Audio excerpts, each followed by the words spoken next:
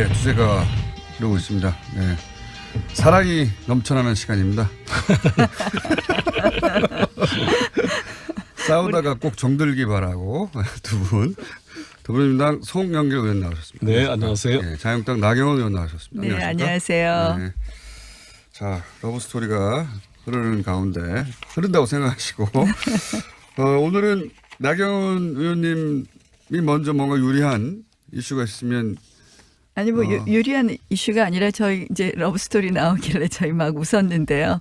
어제도 이제 2월 임시국회 마지막 날인데 결국은 늦게까지 저희 12시 넘어서까지 있다가 이제 뭐 끝나게 됐는데요. 불발됐죠. 네, 어제 이제 선거법 문제가 마지막의 문제인데 제가 헌정특위 소속입니다. 근데 이게 저희가 그 원칙에 따르면 지금 인구 증감에 따른 원칙에 따르잖아요. 그러면 내석 늘려줘야 됩니다. 이게 통합되고 신설되고 해서. 그러니까 광역의원 수를 시도의원 수가 전체 대한민국의 내석 늘어나야 되는 거고. 인구비를 따지면. 예, 인구와 그다음에 국회의원 수 늘어난 것을 해서 기본 정수를 계산하는 방법이 있습니다. 거기에 기존의 시도별 의원 수가 그거보다 적다, 그러니까 더 많다 하면 기존의 시도 의원 수는 인정해 주는 기본 정수를 고려해도 최대 17석을 늘려주면 되는데요. 어제 느닷없이 낮에 이제 우리가 이제 가장 문제가 이 모든 쟁점 법안들 뭐 쟁점 사안들이 전부 다 이제 원내대표들이 다 들고 가고 흥정하잖아요. 선거구 획정 문제 말씀하시는 건가요? 네, 그러면? 선거구 획정 문제가 그래갖고 갑자기 27석으로 늘어갖고 온 거예요.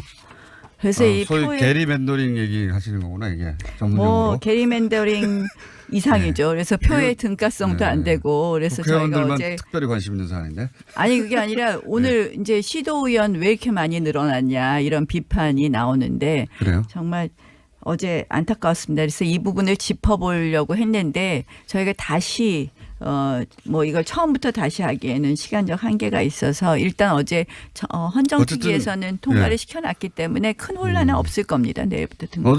어제 선거구 획정 문제로 크게 여야 간에 논쟁이 있었군요. 네, 이게 정말 갑질 아니겠어요. 오늘 예비선거 등록을 해야 되는데 선거구를 획정해주지 않으니까 지방의회 출마할 분들이 예비 등록도 못하고 있는데 그러니까 아니요, 평소에 이제 좀 그 국회 보이콧하지 마시고 좀 미리미리 아니 그게 공부를 해서 아니라 이건 제출도 무슨 해줬어야지. 말씀이에요. 어제 잠도 못 낮에 자고 말이죠. 이게 나도 어제 의원회관에 잤어요. 집에도 어제 못 들어가고. 낮에 지도부에서 갑자기 그러네. 27석으로 합의를 해왔는데 거기 보면요. 오케이. 얼마나 자기들이 웃기게 잘 합의가 돼 처리해서. 있냐면 인천의 경우에요. 같은 53만 구가 두 개 있고 51만 구가 하나 있는데 53만 구 두 개인 남동구하고 부평구는 인천광역시 의원이 6명으로 갑자기 늘어나고 51만인 서구는 4명이에요.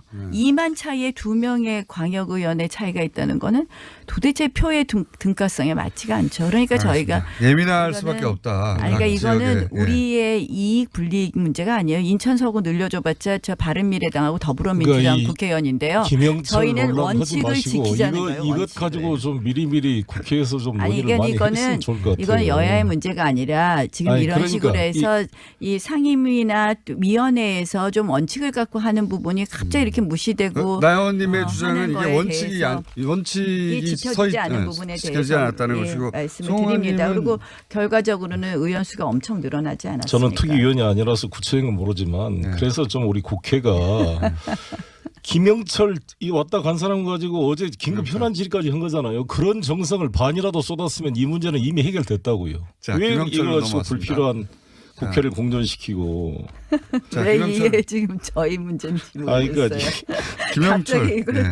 이상하게 공격하시는데요. 네. 아니 그 어제도 그거는 긴급 현안 질의하면서 제가 처음 질의를 했는데 좀 답답해서 지금 지방의원 수를 말하고 있는 겁니다. 지금 국회의원이 아니라 그죠? 네, 그렇습니다. 네. 그러니까 오늘 비판이 국회의원들이 본인 수족인 지방의원 수 늘렸다 이런 비판 받지 않습니까? 결국 그래서 원칙 없이 저희가 하면 안 된다 이런 이야기입니다. 오히려 나 의원님은 그렇게 늘리는 거가 문제가 아니라 원칙이 없다 이렇게 아니, 지적했을 늘리는 뿐이다. 것도 문제예요. 그렇군요. 예, 네. 알겠습니다. 그래서 네. 뭐 원칙에 따르면 최소 4석 최대 17석 이상 늘어나면 안 되는데 27석 늘어났거든요. 송 의원님은 진작에 일 좀 잘하지 이런 이야기고요. 넘어와서 김영철로 넘어오겠습니다. 네. 김영철이 왜 그렇게까지 자유한국당에 중요했습니까?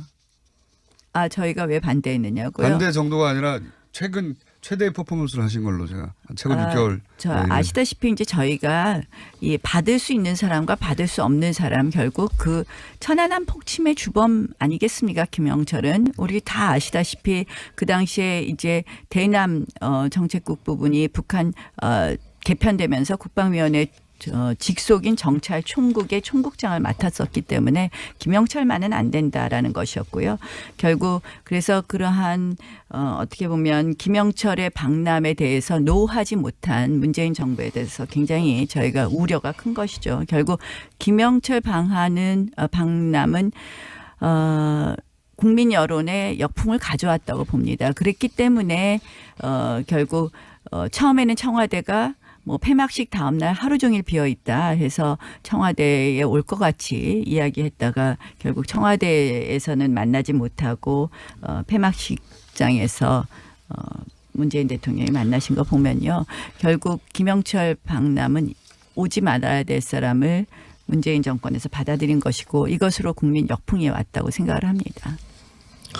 저런 식으로 접근하면 남북 문제를 해결할 수가 없어요. 저 태영호 공수하고도 제가 통화를 해봤더니 이렇게 누구를 가리는 것은 적절치가 않다는 지적입니다. 대북 아니. 전문가들 누가 이야기하듯이. 그리고 박근혜 정부가 했을 때도 똑같이 했잖아요. 2014년 10월에 그거 진짜 김영철이 군사회담에 나왔는데 군사회담에서 그런 문제를 제기했어야지. 이 올림픽이라는 것은 아니죠. 회담의 전쟁하는 상황에서도 당사자하고 전쟁을 중단하고 회담의 당사자하고요. 바라는 게 그다음에 올림픽인 거 우리가 아니겠습니까? 손님으로 오는 건 그리고 다르다는 겁니다. 황병선은 연안함 폭침의 주범이라고 지적했던 사람 아닙니까? 회담의 당사자하고 그분은 아예 군복을 입고 왔어요. 2014년 10월. 황병선은 나중에 10월에. 황병서 최영애는 아예 군복을 입고 왔잖아요. 황병선은. 그리고 김무성 대표 그때 그 만나신 그 사진을 어제 제가 올려봤는데 네, 너무 봤습니다. 환한 웃음으로 화기애애하게 대화를 하고 계시던데.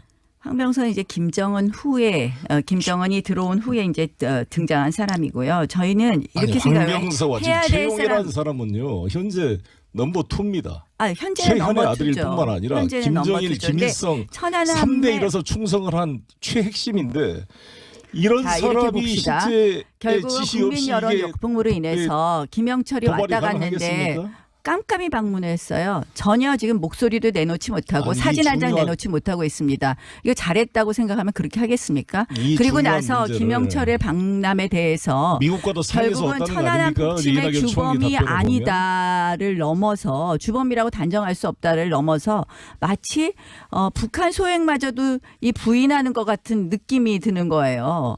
지금 결국 저는 이 정부가 원칙을 이번에 갖고 중요한 북한 게 그 문제를 같이 접근하지 따라왔던 않으면 안 된다는 최강일 거죠. 씨하고 저는 김영철을 그 앨리슨 대화에 후커간의 뭐 그 만남을 아니 중계하는 게 의미가 있었다고 저기 생각합니다. 남북이 잠깐만요. 뭐- 오늘 사우트가 너무 구분이 안 돼가지고 웬만하면 제가 특별히 또 아니, 중요한 봐보세요. 선거가 미국과의 대화 용이 있다는 걸 밝힌 것은 의미가 있는 거 아니 아니겠어요? 대화 그리고 용의 우리가 대화가요 내용이 최초로 다릅니다. 대통령께서도 비핵화 아니 문제를 언급을 송영길 했어요. 의원님 저기 북한이 비핵화 대화 얘기하는 것 같습니까? 자 미국이요 아니, 어제 대화를 마크네퍼 시작하는 겁니다. 아니 말씀 잘 자, 들어보세요. 오늘은 너무 자 싸우는 대화의 미국도 같이 해야 의미가 되는 거예요. 아니 대화의 미국도 의미가 북한에 대해서 다르다는 핵 선제 거예요. 공격을 하지 않겠다는 약속을 같이 아니, 해줘야 됩니다. 자, 잠깐만요. 잘 같이 들어보세요. 논의가 자, 시작되는 겁니다. 이제. 북한은 두 분 잠깐만요. 자신이 핵 일단 보유국을 나 의원님 발언하십시오 먼저. 아니, 그러니까 네, 네. 대화의 의미가 다른 겁니다. 핵심이 뭡니까 여기서 아니 문제. 그런 것도 북한은- 만나서 이야기를 해야 될 거 잠시만요. 아니겠어요.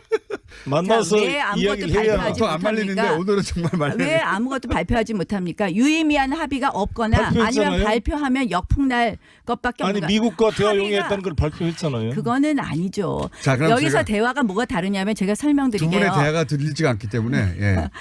북한은 쟁점이 자신을 예. 핵 보유국으로 인정한 상태에서 핵군축 대화를 하자는 거예요. 거기서 핵심은 미국은 비핵화 대화 아니면 안 하겠다는 겁니다. 미국이 김영철 돌아간 다음에 어제 마크 네퍼 대리대사가 바로 기자간담회 했어요. 왜 했겠습니까? 우리는 일단 김영철 비핵화라는 넘어갔나요? 원칙 김영철 이야기하지 않습니까?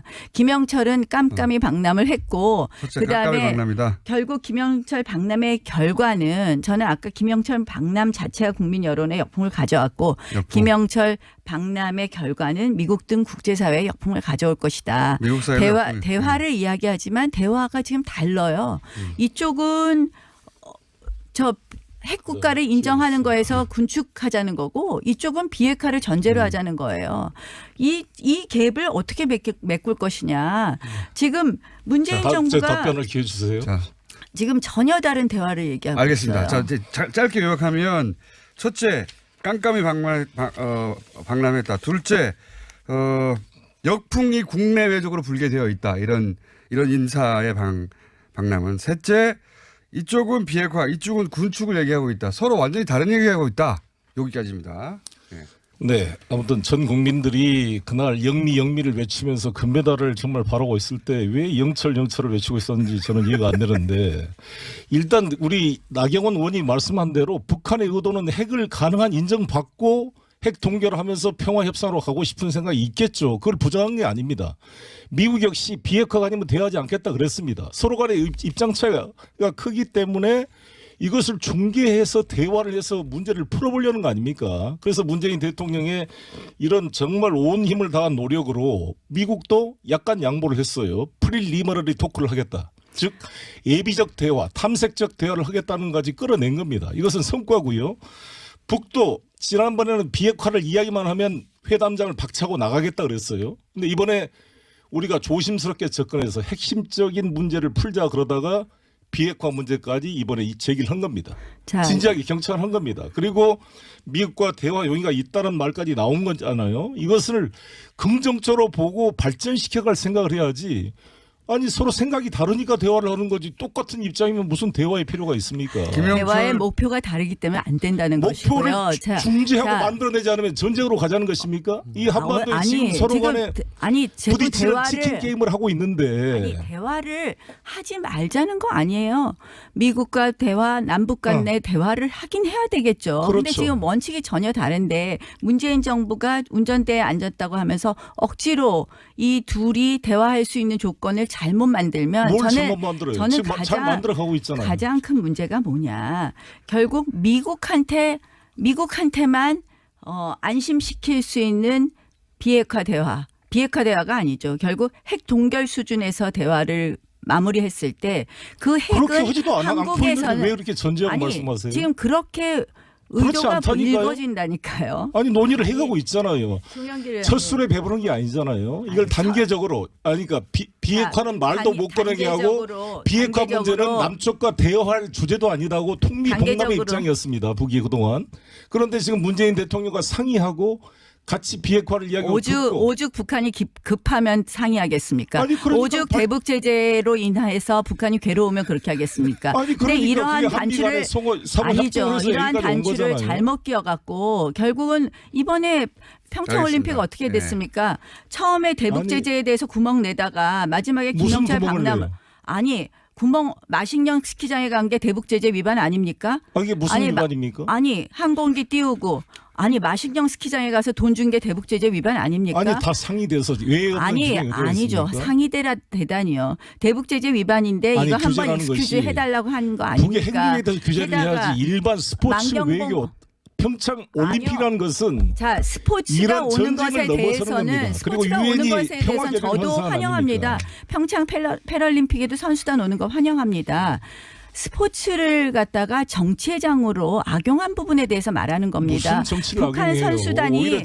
북한 선수단이 더 많이 오는 거 환영합니다. 스포츠를 통해서 풀어가는 것이죠. 그거는 말이 안 되죠. 마식령 스키장에 가서 쓸데없이 무슨 남북한 대표 선수 훈련도 아니고 가서 보내갖고 하늘 열고 만경봉호 원래 올 수 없는 달이 없는 데 오게 하고 우리 선수들이 말이 됩니까? 그래서 민간 항공기를 타고 건 감동스럽지 않습니까? 그것을 저는 너무 감격스러워서. 송 의원님. 남북의 미사일이 날아간 상황을 항공기가 날아간 게 얼마나 좋은 현상입니까? 감동과 감격으로 풀 문제가 아닙니다. 그런 낭만적 민족주의로는요. 북한 핵 문제 절대 해결하지 못합니다. 낭만적 민족주의. 우리 민족끼리 과연 해결할 수 있을까요? 자, 미국은요. 냉정하게 생각하면 미국은 ICBM 문제만 해결이 되면요. 본인들 어떻게 보면 북핵 문제에 관심 없을 수 있습니다. 그럼 어떻게 되느냐. 핵의 인질은 남한만 되는 겁니다. 대한민국만. 어떻게 낭만적 민족주의를 그렇게 말씀하십니까? 자, 낭만적 민족주의까지 하시고 한번 답변하시고 다음 주로 넘어가 주시죠. 남과 여 노래도까지 그래서 저희가 러브 스토리를 튼 겁니다. 아니 기본적으로 사이 서로 좋게 간에요. 지내라고요. 나경원 의원님. 사이 좋을 리가 없기 때문에. 오늘이 3.1절 99주년인데 민족에 대한 애정이 있어야 돼요. 우리 헌법이 정의, 인도, 동포로서 민족의 단결을 공고히 할 것을 명하고 있습니다. 자, 민족의 단결을 공고히 해야죠. 그런데 그러면 자유민주주의 체제가 아닌 단결도 좋습니까? 민족애가 있으면 북한 인권 이야기하십시오. 북한 인권 왜 이야기 안 합니까? 북한 인권을- 인권은 대한민국에서 인권파리는 맨날 민주당이 인권은 본인들 북한 본인들 인권을 이 위해서. 무슨 아젠다인 것처럼 얘기하면서 북한 인권은 왜 얘기 안 합니까? 북한 인권법 통과된 지 1년 반이 넘었는데 제가 외통위 시절에 위원장 시절에 통과했어요.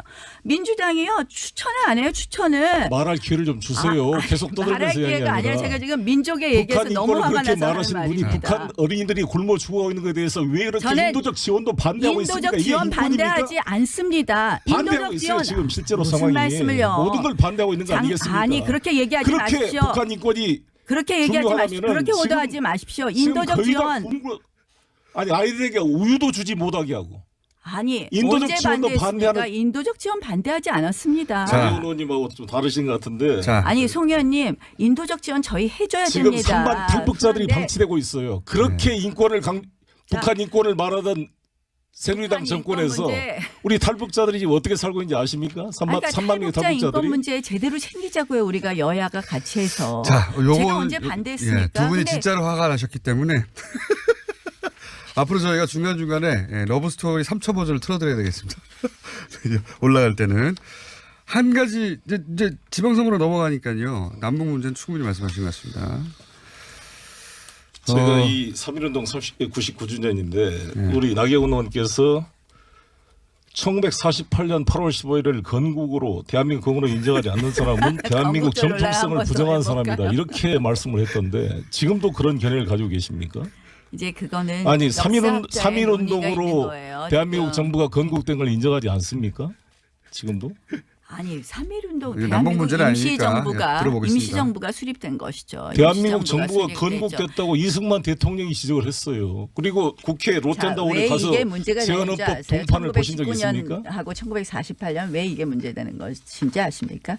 결국 이 1919년부터 했을 때 북한의 정통성 문제, 대한민국의 정통성 문제하고 연결이 되는 겁니다. 그래서 여기에서는 역사학자들의 아주 무슨 소리예요? 우리 3.1운동은 우리 분명한- 민족주의 계열이 주도해서 만든 운동이고 3.1운동을 통해서 대한민국 정부가 건립됐다. 그래야 대한민국 정통성이 유지되고 북에 대해서 우월성을 갖는 거 아니겠습니까? 아니죠.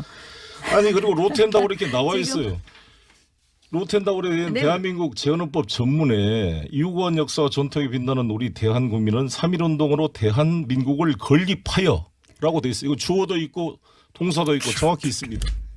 건국절 논의는 또 해석에 다른 논란의 여지가 문제니까 없어요. 아니 지금 왜 건국절 논의를 가져오신지 3.1절이라서. 모르겠지만 저는 이제 건국절 아니, 논의 삼일운동의 건국절 논란은 99주년이니까. 다른 문제예요. 3.1절 문제에 있어서의 문제하고 다른 문제예요. 지금 임시정부를 건국절 기념일로 하느냐 아니면 이제 48년을 하느냐의 문제는 결국 우리가 남한만의 총선으로 생긴 대한민국의 유일 합법 정부가 1948년에 태어난 정부이다라는 것을 강조하는 의미에서의 건국절 논란입니다. 그래서 이것을 그거는 마치 개변이고요. 임시정부는 이미 3.1운동으로 부인하는 건립돼서 이 것이라는 게 법통이 아니라는 겁니다. 이해되면은 논란의 소지가 아니죠. 없죠. 왜 그러냐면은 3.1운동으로 이미 대한민국이 건립돼 버렸으면 북은 그야말로 국가를 부정하는 반국가 단체가 되는 거잖아요.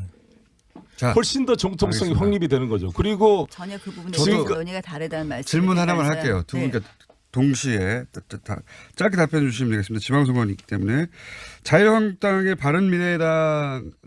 바른미래당의 선거연대는 이번에 있을 수 있는가? 그리고 민주당과 민주평화당의 선거연대는 있을 수 있는가? 1분 남았거든요. 짧게. 뭐 결국 바른미래당이 어떤 생각을 하느냐도 굉장히 중요한 것 같아요. 결국 이번 지방선거가 정권 심판이다 한다면 반문연대를 생각할 수는 있는데 지금 현재 자유한국당 입장에서는 홍준표 대표께서 선거연대는 절대 없다고 하고 있습니다. 그런데 이제 저는 선거가 가까울수록 여러 가지 가능성은 열어봐야 되는 것 아닌가 하는 생각을 합니다. 연대도 생각해 봐야 된다. 네. 네. 근데 안철수, 유승민 두 분이 정치를 할 때 양당의 세력에 대한 패권에 대한 심판을 하겠다 이렇게 하신 분들이 다시 자유한국당과 연대를 한다는 것은 스스로의 자기 부정이라고 생각합니다.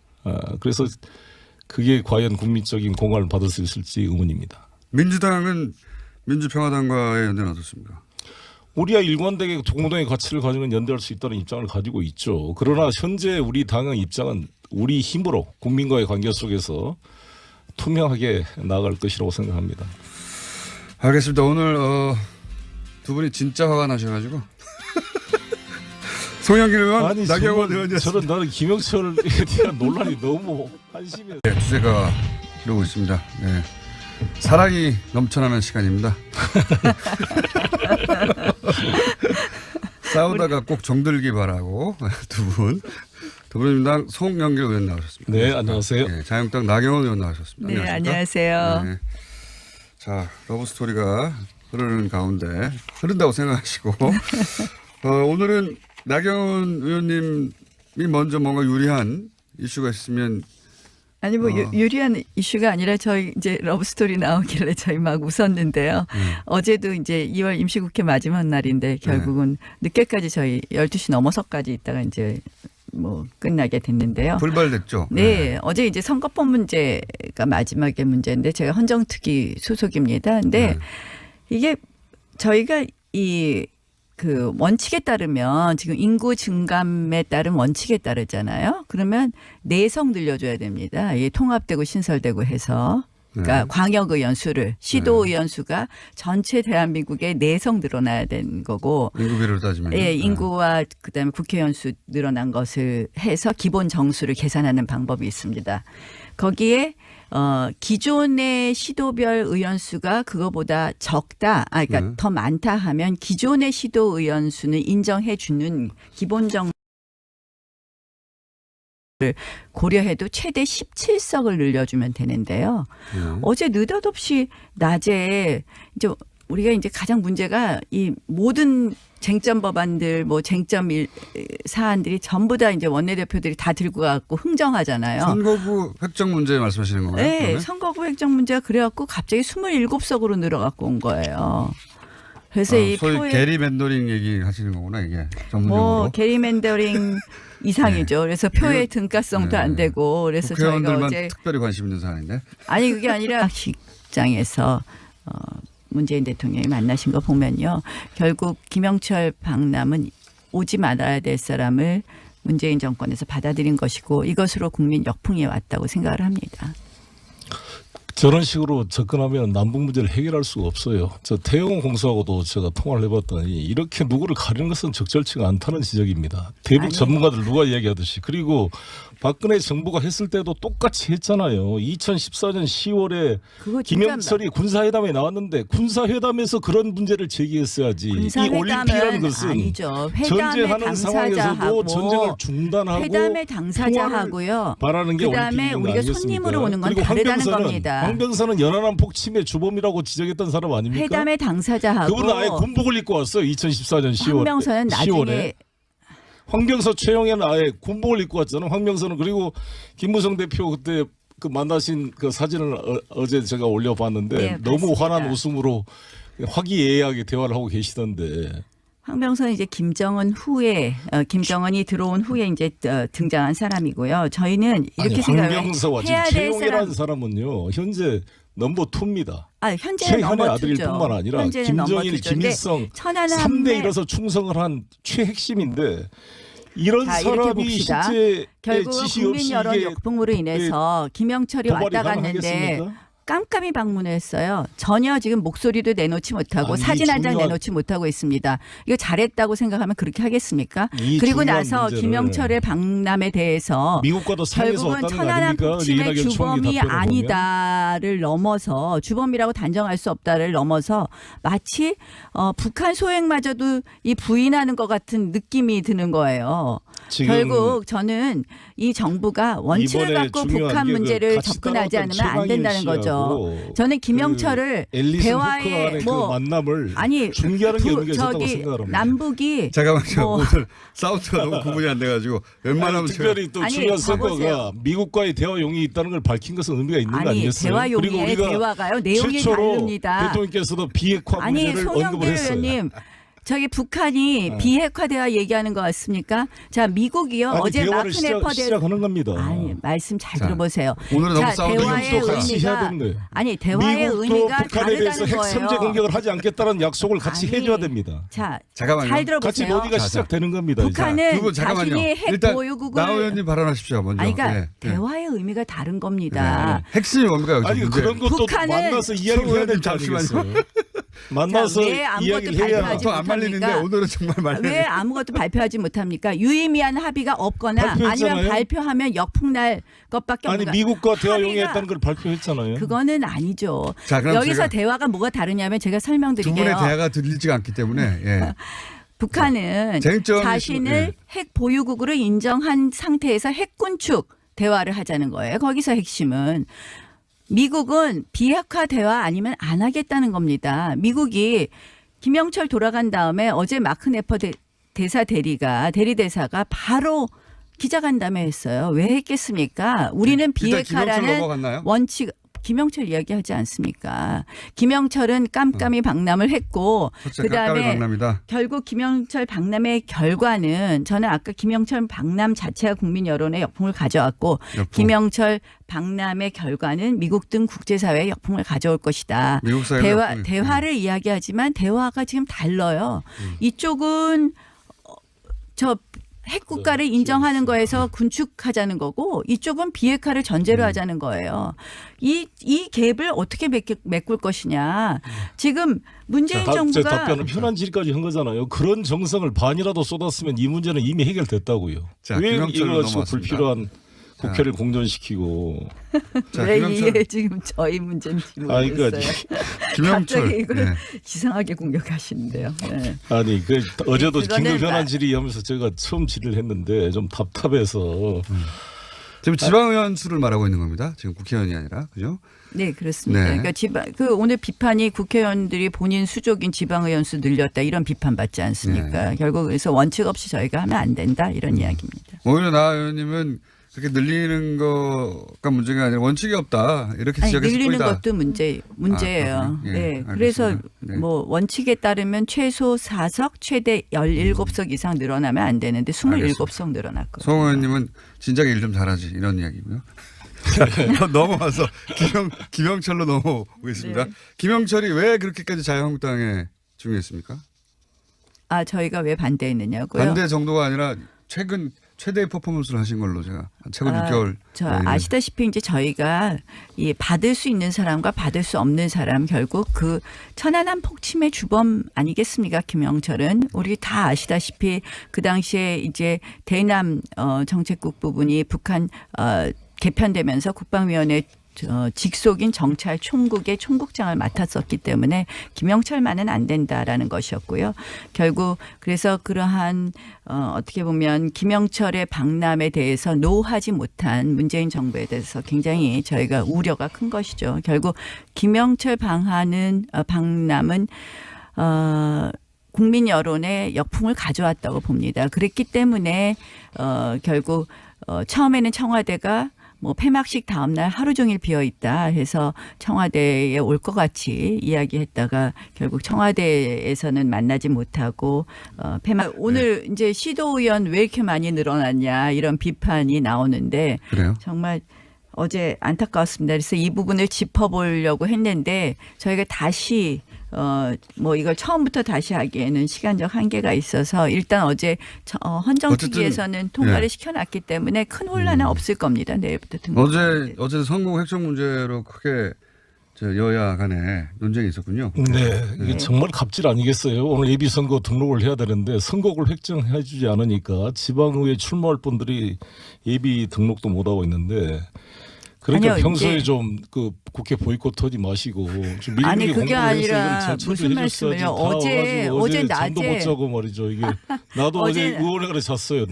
집에도 어제 못 들어가고. 낮에 지도부에서 아, 갑자기 그러네. 27석으로 합의를 해왔는데 거기 보면요. 오케이, 그건 얼마나 아무튼 자기들이 웃기게 잘 합의가 돼 처리해서. 있냐면 인천의 경우에요. 같은 53만 구가 2개 있고 51만 구가 하나 있는데 53만 구 2개인 남동구하고 부평구는 인천광역시 의원이 6명으로 갑자기 늘어나고 51만인 서구는 4명이에요. 2만 차이에 2명의 광역의원의 차이가 있다는 거는 도대체 표의 등가성에 맞지가 않죠. 그러니까 저희가 예민할 이거는- 수밖에 없다. 아니, 그러니까 각 이거는 지역에. 예. 우리의 이익 불이익 문제가 아니에요. 인천 서구 늘려줘봤자 저 바른미래당하고 더불어민주당 그러니까 이 국회의원인데요. 김영철 저희는 논란 하지 원칙을 마시고 지키자는 이거 거예요. 이것 원칙을. 가지고 좀 미리미리 국회에서 좀 아니 논의를 이게 많이 이거는 했으면 좋을 것 같아요. 이건 여야의 문제가 아니라 지금 아니, 이런 그러니까 식으로 해서 이 상임위나 또 위원회에서 좀 원칙을 갖고 하는 부분이 갑자기 이렇게 무시되고 나 의원님의 하는 주장은 이게 거에 원칙이 대해서 원칙이 지켜지지 않은 부분에 지켜지지 대해서 않았다는 것이고 말씀을 송 드립니다. 의원님은 그리고 결과적으로는 의원 수가 엄청 늘어나지 않았습니까? 저는 특위위원이 아니라서 구체적인 건 모르지만 네. 그래서 좀 우리 국회가 김영철 이 왔다 간 사람 가지고 어제 김